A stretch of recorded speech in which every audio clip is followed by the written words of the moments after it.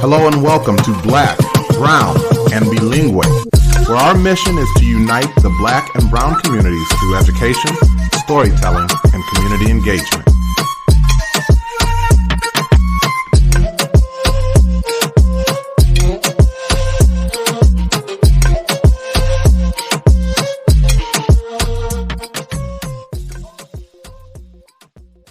The vision of Black, Brown, and Bilingue is to be part of creating a world in which Black and Brown identities are affirmed, bilingualism and biculturalism are nurtured, and equity is the driving force behind all that we do. Yo, welcome in to another episode of Black, Brown, and Bilingue. We are excited to be here, doing things a little bit different. I know the last few episodes have been interviews with some of our spectacular guests, but we felt like we really needed to drop this one in between middle of summer. I hope everybody is well and relaxing. Lissette shared a story, and so we're going to open with that. That'll help kind of get us to our topic today. Hello, everyone. It is so nice to get on another episode with you, Maurice. It's been a minute. This past weekend was 4th of July, and in preparation for the holiday and having guests over, I was at Mariano's and I saw these cute American flag cakes and said, "Happy birthday, America," and all this cute stuff. And I was like, you know what? I like that. Let me go ahead and get a cake and some, I think I got candles too for America.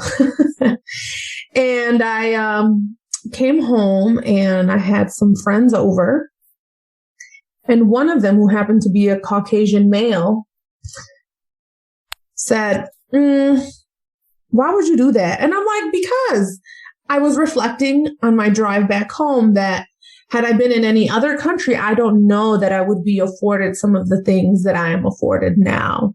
I have college degrees, plural. I make a decent, girl. I make a decent living. And, I think that I had a moment where I thought, I am accomplishing what my parents set out for us to do, right? This is why they came here. And so I was feeling good, patriotic. And my friend was like, "Nah, I really don't feel that pride." And I was like taken aback. So fast forward a few days later, I saw a post that really stuck out to me. It said that we are the first developed country who is teaching their citizens to actively hate their own country. And I thought, man, this is a perfect topic for today.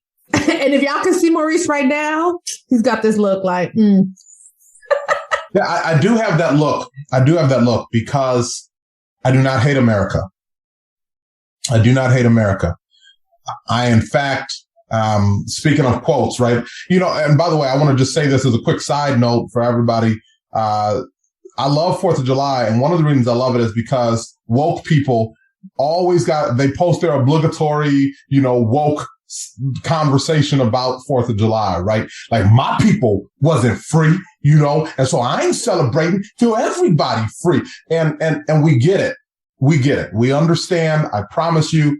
I had this conversation with a friend of mine who's in a local organization to help support the Black community here in DeKalb. And I told her, I said, just go sit down and eat a hamburger. Ain't nobody asking you to celebrate. You ain't got to come in red, white, and blue. Okay. Just sit down and eat a hamburger. She said, "I'm a vegetarian." I said, "Okay, Impossible Burger then. Okay. Just do your thing." But speaking of quotes, I saw a quote by James Baldwin. And his quote was this: "I do not hate America. I love America. And it is that love for America that causes me to continually criticize it."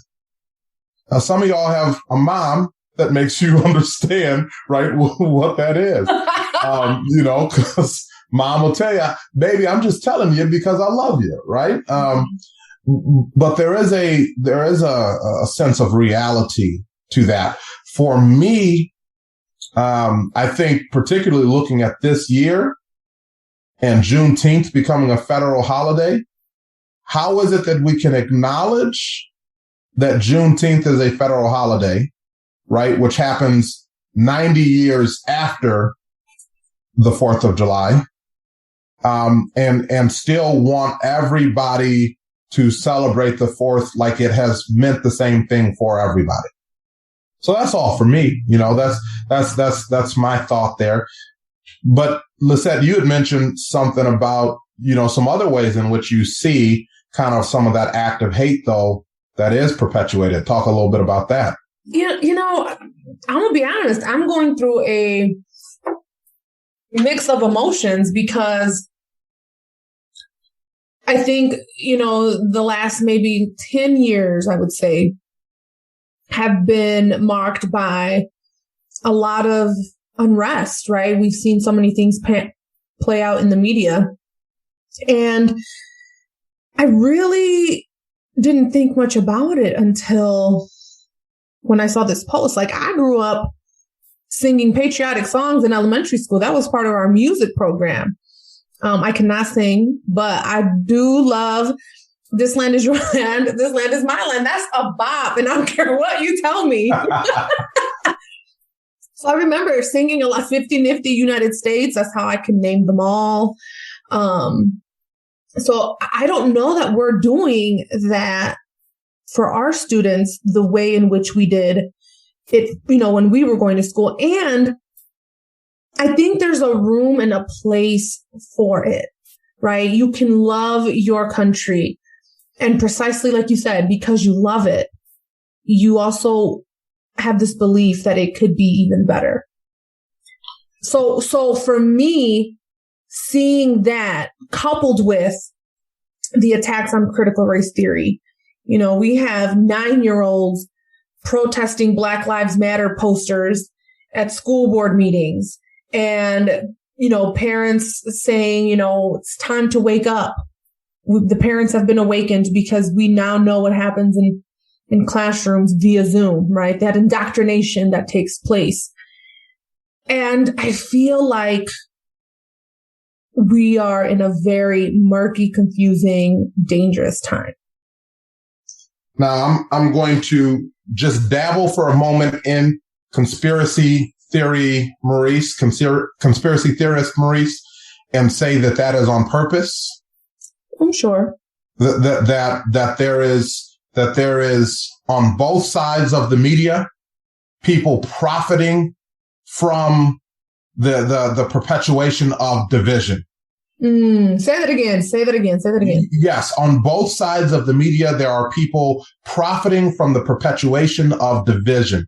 And so again, one of our points, right, is to bring unity between the Black and brown community. But at this point, man, we may need to expand that because there is such disunity that again is able to build. It's a moneymaker. I just read about these conservative news outlets who have popped up, right? Even just within the last 5 months have popped up because now you can't even believe Fox News is what they're selling. Wow. Right? So if you are a conservative, you can't even believe Fox News because they said Joe Biden won.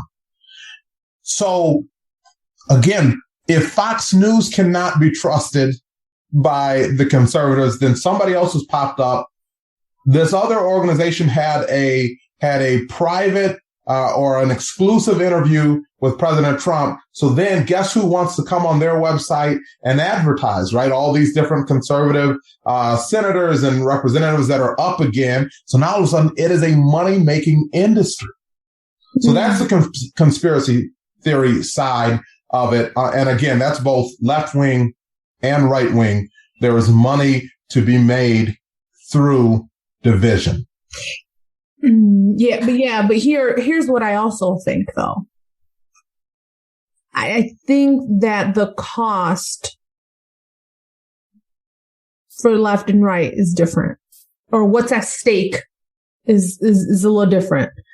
If you hear me out, Maurice is sitting here is shaking his head, but hear me out. I think that yes, there are people who are opportunistic and trying to make some monetary gain on the left and right. However, I think about our conversation with Neil, right? That the implications for leaning left or right are we have much more to lose in terms of freedom if we adhere, in my opinion, to that right-wing side. I guess I would just jump in and say, because I think of myself really as somebody who's fairly middle of the road, because there are some things that are very much so part of the Democratic Party platform that I don't get down with.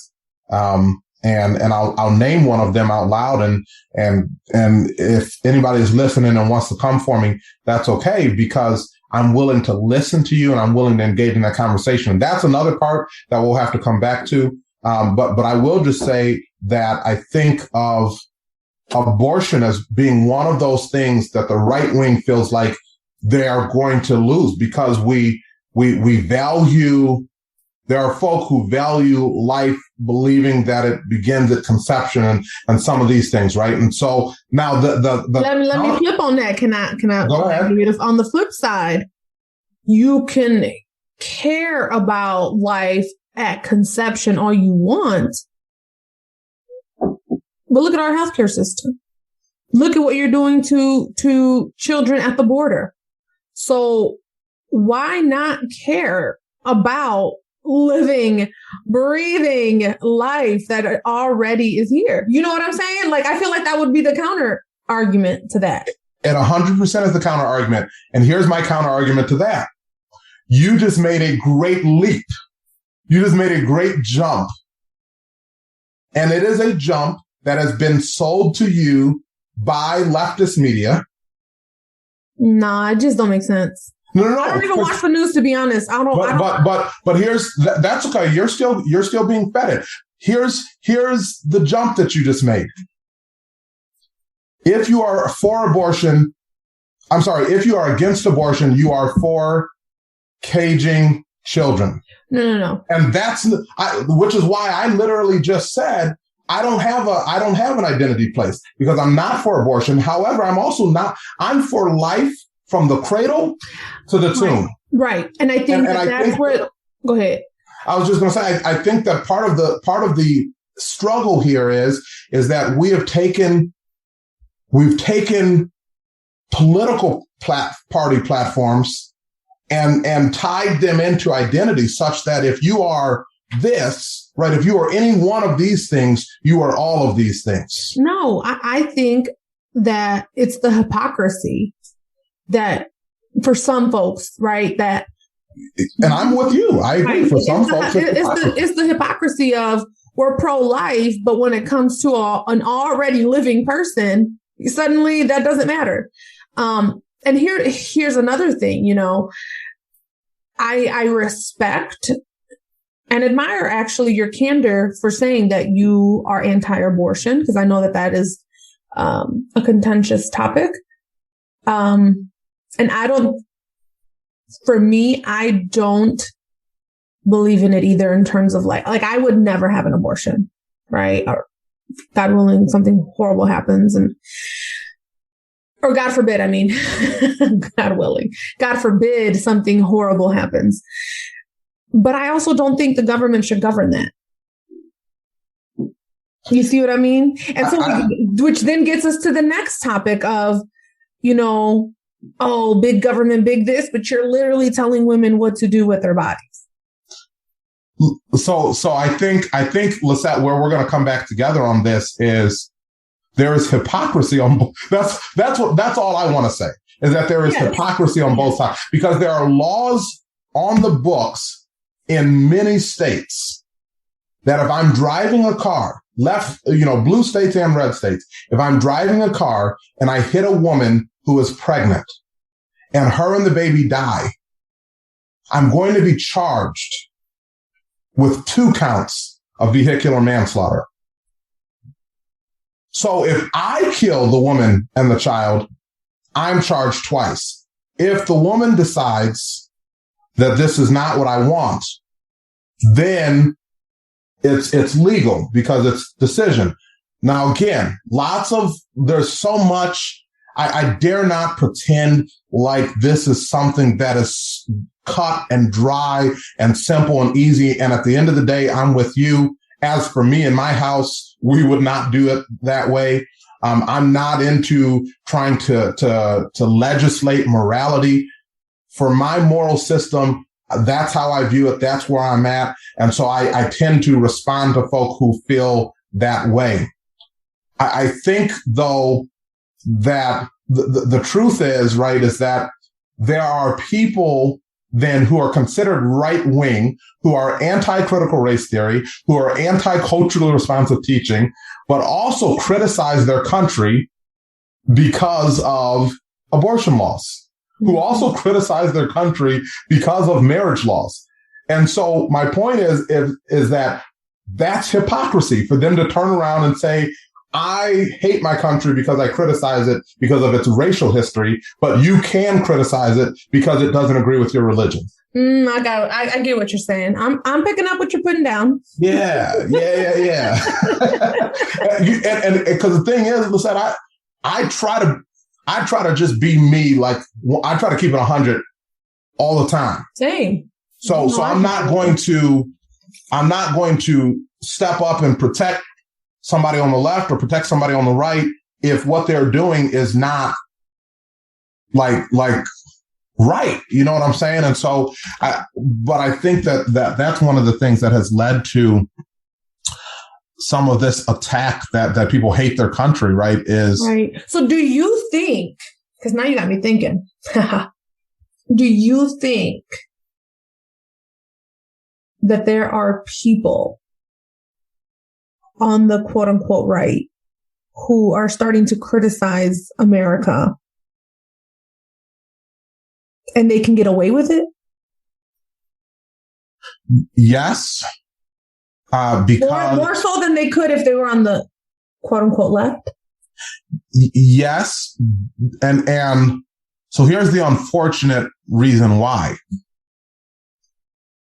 The education level tends to differ.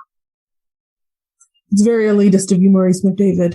Listen, I just got to call it like I see it. The education level tends to differ. And so it is that, actually, it's funny that you use that because it is that elitism, right, that is often used to attack the left. Well, you think you know everything because you went to some college, or, you just learned that on some socialist university, campus. And so there is a little bit of that, whereas. Or what I've seen too is the commies are coming. The commies are at your doorstep, or they're in the schoolhouse. Yeah, the Red Scare all over again, right? Mm-hmm. It's wild. This is just wild times. It is. It really is. I think what's important, though, is to remember that sometimes our viewpoint is really limited by the time in which we live. Yeah. And so we only see things like from our now. And like, if you were to talk to somebody who made it through the 60s, they might be like kind of chuckling at us like, oh, you think that's it? Right. You think that's something? Let me tell you about when they killed Medgar Evers. Let me tell you about, remember they assassinated Bobby Kennedy, bro. Yeah. White Irish dude from the Northeast. If they can kill him. Do you think, okay, here's another one. I don't know. This is, so you can edit this out if you want. Okay. But often when for me, for instance, let's say a woman, a Latina or whoever, non-Anglo, if we criticize America, what's the first thing people say?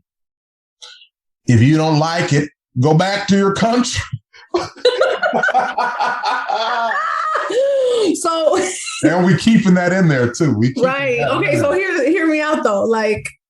Now I'm going to start telling these white folks that start criticizing America for being too liberal, too communist, too socialist, go back to Europe. You don't trust our voting system? Go back to your country. You know what I'm saying? Go back to where you came from. Here's what's really interesting. When you talk to somebody who is an admitted white supremacist, they'll tell you, no, this country should be for whites. It was originally for whites, and it should continue to be for whites. But there are already brown people living here. I'm just telling you what they'll say. And we dominated them. We overtook them. And so as a result, we've earned the right to run things the way we want it. And now we're going to overrun y'all. How about that? Well, that's the thing about systems, right? Is that you and again, that historical perspective. So let me ask you this, Lissette. When you think of this country, even apart from the 4th of July, and you think about the 30-some years that you've had a chance to be here, grow up here, become the young adult that you are. I appreciate the young brother. I appreciate it. Yes, ma'am. My mama didn't raise no fools, so I threw it out there. Has it been more oppressive or more opportunistic? Okay, so I'm going to tell you how I really feel. I can identify oppressive systems that were at play growing up, but I was oblivious. And so I think growing up, I knew things were off. I don't think I understood the depth to which these systems were operating at. In my 20s, I definitely was like, La Revolución. I was reading Che Guevara. Anything Che Guevara I could get my hands on. I literally was going to be a revolutionary. It sounds funny now, but like that's really where I was at. I have actually a lot of Che books, and then reality set in because I saw how it ended for the man. And now, while I guess the best way to summarize it is I love the opportunities that I've been afforded. I don't like white supremacists and racism. And I don't know how much you can separate the two, but ultimately I think that that's what it boils down to is I like the opportunities. I like what we have, but I think it can be improved upon. Now, there is a group of people who are making the argument that we are at a place where things cannot be improved upon, but instead things must be dismantled and rebuilt. And so you'll hear that a lot in the conversation, for example, surrounding abolish the police. Because the argument is that there are structures, foundational structures to this country that were built in white patriarchy as its central thing, right? So where do you, I think that is where that hate piece comes in, right? Because hold on, you want me to go back to the Constitution. You want me to go back to the Declaration of Independence and tear it down and then rebuild something new. Here's the thing, though, Maurice. You got to keep in mind that I grew up going back and forth to Mexico. And the corruption that I saw in broad daylight.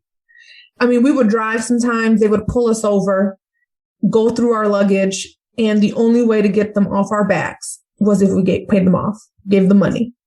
And, you know, they'd literally point rifle. I remember my mom, one of the most vivid memories was she was so angry. She literally looked at them and said, "This is why Mexico does not make any progress." And the man, what is it called? Cocked his rifle. Is that right? Yeah. And he said, "Señora, cállese." and pointed it at her. So I grew up seeing that. And so to me as a woman, a brown woman who in your mind can be white passing, my interactions with the police, I know they're bogus, but they were more bogus in Mexico. Now hold on. I think that the oppressive structure of the police and law enforcement in Mexico, it's very much class-based. It is horrible. Like, it's so bad because they're in cahoots with the drug lords and the cartels and all of that. It's bad here too, though. Right? Again, with that same thing. So to me, though, I have something else to compare it to. And so when I hear abolish the police, I really don't have a reaction. I have a better reaction, though, with defund the police, because I think that more money should go to like healthcare or mental health workers to address issues. So like my gut reaction to defund the police is joy, because I agree. Yeah. What about you, though? Like, do you really think abolishing the police is the answer? Ooh, I'm trying to think about who's going to listen to this. No, I'm kidding. No, we gotta be. We keep it real on BBB. Exactly. So, I do not believe that abolishing the police is the answer in my book. I'm right there with you. I think we need to redirect funds. I have a friend who's I got a couple of friends who are police officers, and I don't mean that in the same way that like people say, oh, one of my best friends in college was black, right? But it sounded like though. Well, the reason I bring it up though is because he told me, he says, listen, 90% of police cases that come through our department go unsolved. So that means they're solving 10% of the cases. So if that's the case, if police are only being reactive and they're only effective being reactive 10% of the time, then you ought to take some of that funds and be proactive. Mm-hmm. If you know that poverty produces anxiety and depression, and anxiety and depression produce behaviors that we have coded as illegal. Or think about that conversation, engineered conflict. Correct. Yep, with Dr. Stovall. Then my answer is go back and do some work on the proactive side. Right.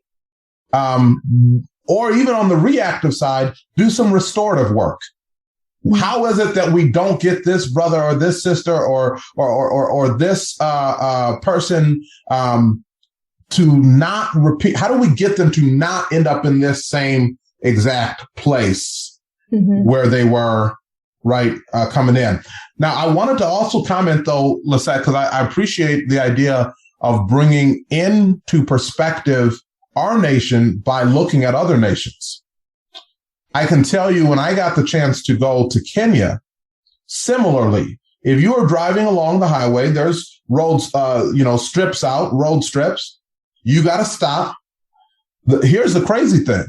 My guide while I was in Kenya said to me, half the guns that they're holding don't even actually fire. Wow. Because they're so old. But they've got the gun. You pay them off. You give them a couple of Kenyan shillings, right? And then you're able to keep it moving. So at this point, at 33, I've never had an experience where a cop shook me down for money. It does happen here. And it does happen disproportionately to people of color. Mm-hmm. So I understand that. I guess I would just say when I think about July 4th, what I think about is the birth of some incredible ideas. So I can celebrate the 4th in thinking about some of the incredible ideas that were birthed there, ideas that have yet to come into full fruition. And again, I'll go back to Dr. King said it this way. The Declaration of Independence, it was a promissory note. It's an uncashed check. Beautiful check. The check is of great value. But until it comes to fruition, until you've truly cashed it, then that's all it can be, right? The idea that all men are created equal with inalienable rights. Yeah. Until that's practiced. But bro, I'm going to bring it back. So, you know how earlier you were talking about the media and the news and right and left, and we're talking about the ideas. What about this like phenomenon of people of color buying into this rhetoric of like being anti-critical race theory, being anti culturally responsive teaching and leading standards? Like, those folks exist. Some of these folks I went to school with, and I'm like, what? I'm very, very perplexed, putting it lightly. I think it speaks to something you said the other day. You were talking, Lissette, about how women can buy into toxic masculinity. Sure can. Ugh. And if women can buy into toxic masculinity, you better believe that Black and brown people can buy into white supremacist thinking. Oh. And so if and again, I mean, we said this in I think probably the very first episode of our podcast.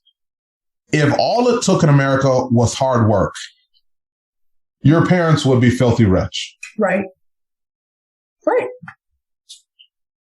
But that's just not the case. There are systems in place.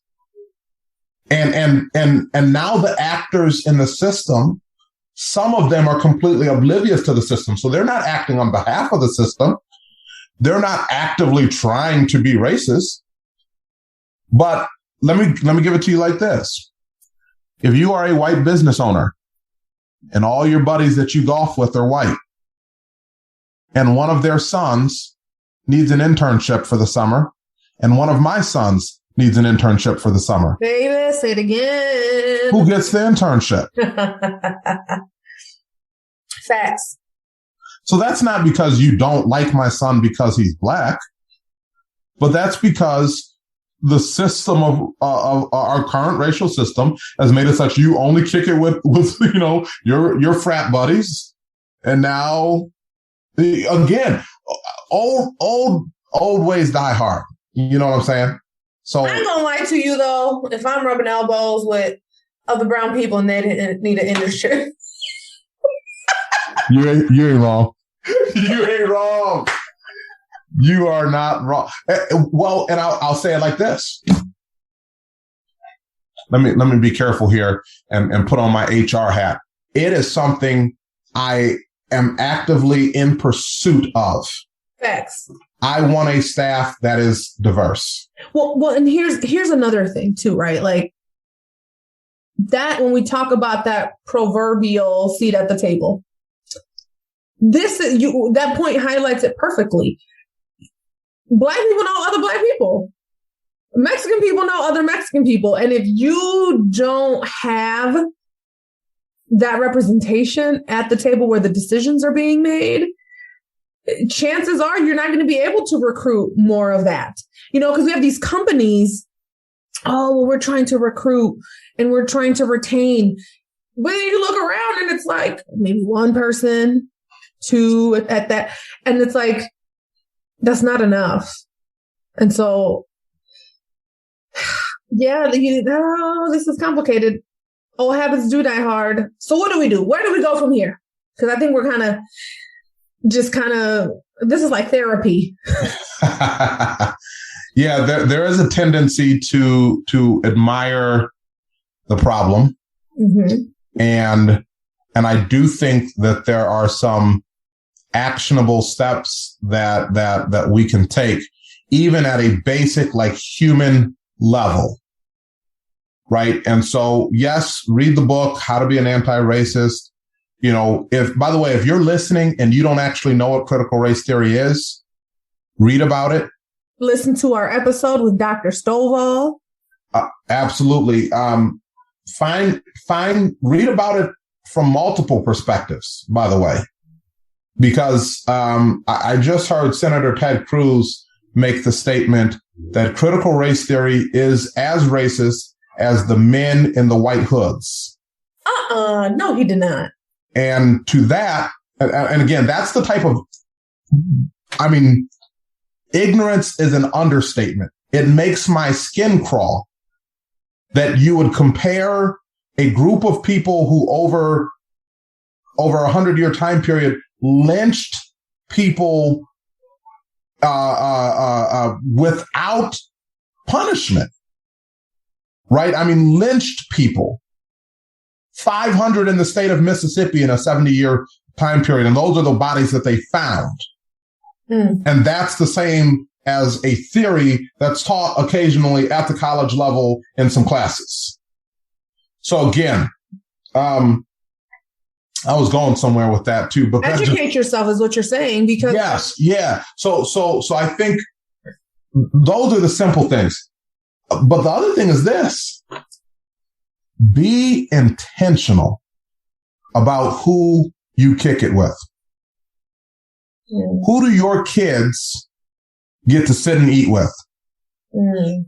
Now, listen, I am a Bible-believing Christian, but do you know that my children have been inside of a mosque? So that way they know that if somebody tells them some nonsense like all Muslims are terrorists, they're going to say, that's nonsense. Right. One of my daddy's groomsmen is Muslim. One of our neighbors down the street is Muslim. We eat at her house at Thanksgiving. Be intentional on that. Because I think experience helps to do some of that. What are about you, Lissette? What can we do? I'm thinking from an educational standpoint. I feel for superintendents because we have heard ourselves how they're receiving the emails, the phone calls, the presentations at school board meetings. And there's the side that is like self-preservation, where you give a canned statement. And in fact, I saw a segment on the news about, it was Fox, because my husband likes to see both sides. And there was a segment that attacked just that, oh, don't believe what school boards and superintendents are telling you because they've prepared these statements that leave out the important stuff. And so that you don't continue to push back, but continue to fight on. It's like this call for action. And I think that it's going to get worse before it gets better. And so I feel for a lot of these district level administrators, because it's not an easy task, but that's where that courageous leadership comes to play, right? And you surround yourself with like-minded leaders. And at the end of the day, it really boils down to embracing and celebrating and understanding each individual's humanity so that they have the best possible outcomes. Really. And it's upsetting that critical race theory and these new culturally responsive teaching and leading standards are being used interchangeably. I think people are confusing the two. And that's unfortunate, because if you actually took the time to read them, you co-authored them, Maurice. There's not, is critical race theory even mentioned? It is not. Exactly. And even if it was, I don't think that people understand what critical race theory really is. Yeah. A lens. There is a lens through which to view, a way to view. Now, here's another thing, though. Do you think, because I thought of this.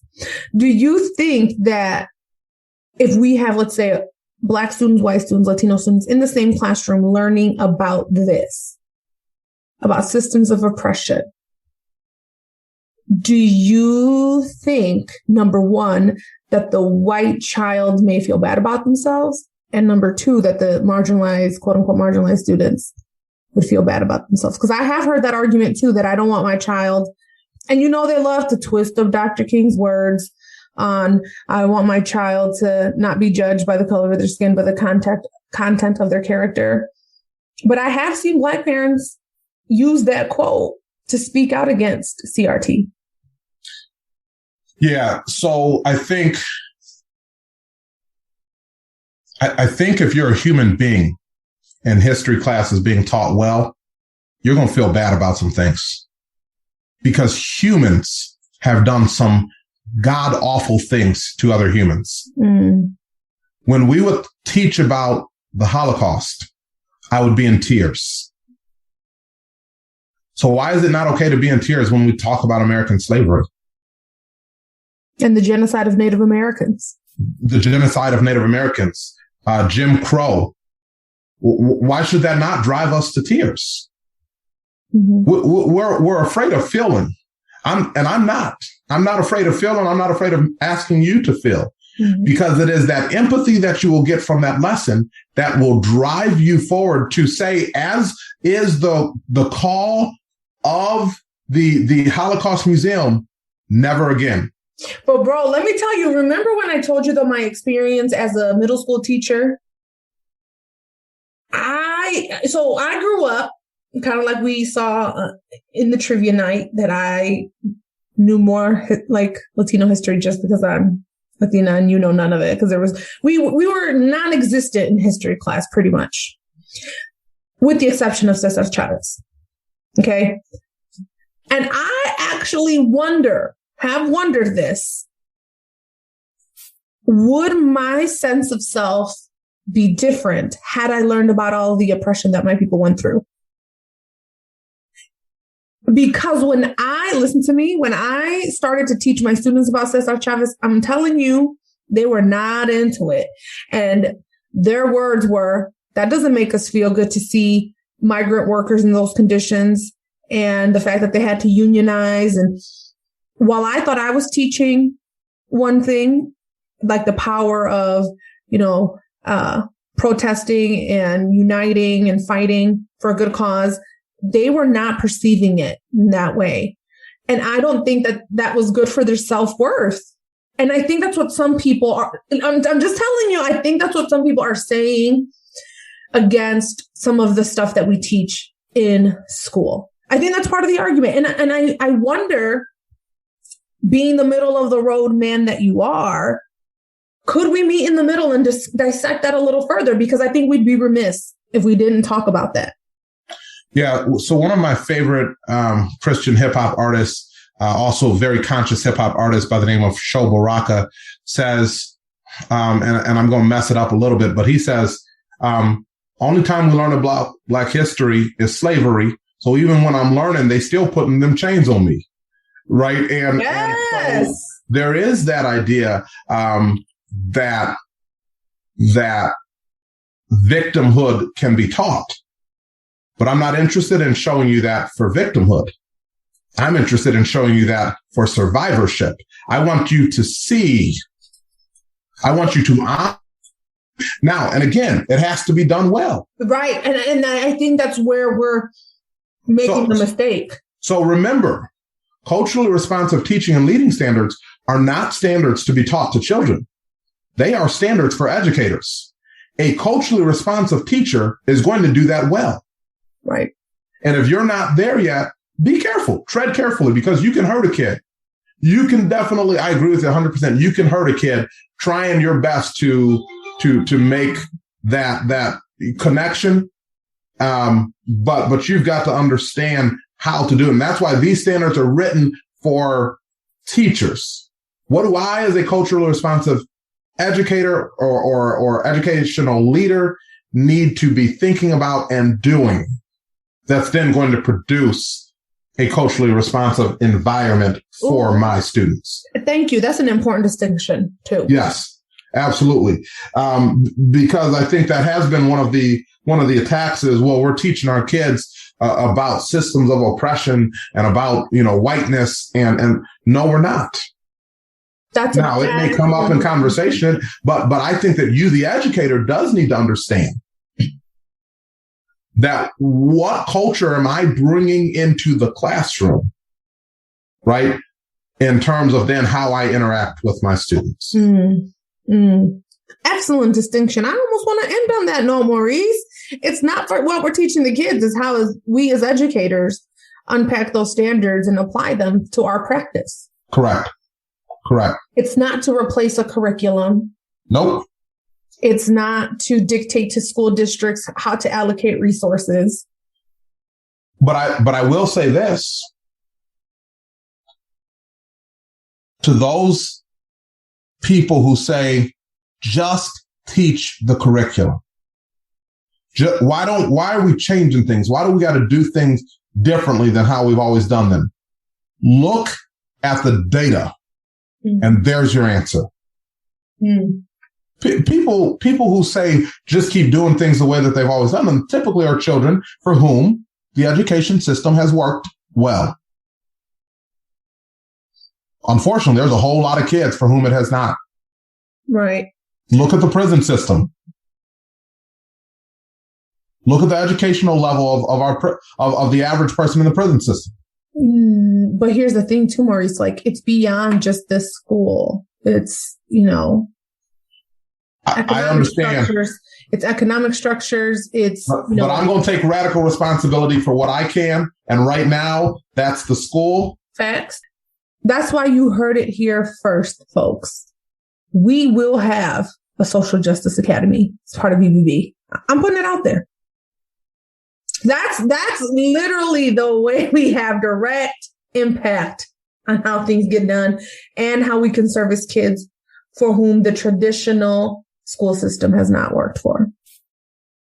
Now you don't spoke it into existence. The power of life and death is in the tongue. So you've spoken it, let it live. Yep. All right. Final thoughts.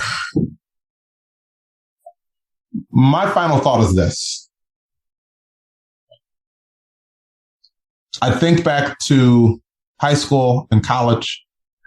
One of my favorite parts of football was when that national anthem was playing.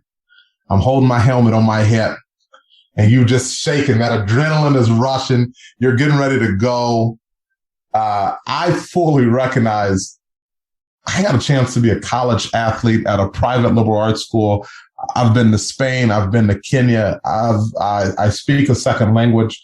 I own a 4-bedroom house and 2 cars. You have a really cool friend named Lissette. Oh, my bad. Keep going. Yeah, all that, right? And at the same time, you will not convince me that there is not a system in play that makes it so that in this whole neighborhood, there's one other Black family. So that's my final word. I just want you to recognize, stop pointing me out as the reason why America doesn't have a racial issue. Stop pointing me out. I'm not it. Stop tokenizing him, y'all. All right. I think for the listeners out there, my final thought is kind of like James Baldwin said. I love this country, but I also see its flaws. And just because I speak about those flaws does not mean that I am unpatriotic. It does not mean that I am not patriotic. Because I definitely feel like I'm living what my parents set out for me to do. And that's something that I'm very proud of. And can I just be even more real? If you are non-white following I can't stand you.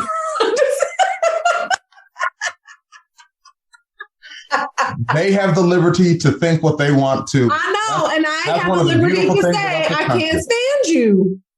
That's true. Okay. All right. But keep listening, though. All right. For Black, this was really honest. This was an honest conversation. All right.